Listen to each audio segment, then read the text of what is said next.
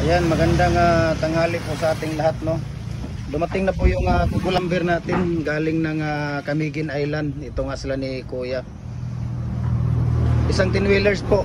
Talagang kung pag-uusapan natin dito sa Mindanao, no, based on my experience, kung kukulamber lang talaga pag-uusapan, Camiguin Island na po kayo, idol, no. Dito talaga sa Camiguin Island, hindi lang tourist spot ang pinaka-the best nila dyan. Kung hindi ang lansones nila at saka yung kukulamber nila, pinaka-the best na kukulamber po based on my experience dito po talaga sa Camiguin Island. Kaya sino pang gustong mag-order, PM na po kayo. Nagde-deliver po tayo nationwide, Luzon, Visayas, Mindanao po. In bulk order po. Minimum tayo, tag-isang wing van, isang trailer, isang 10-wheelers po.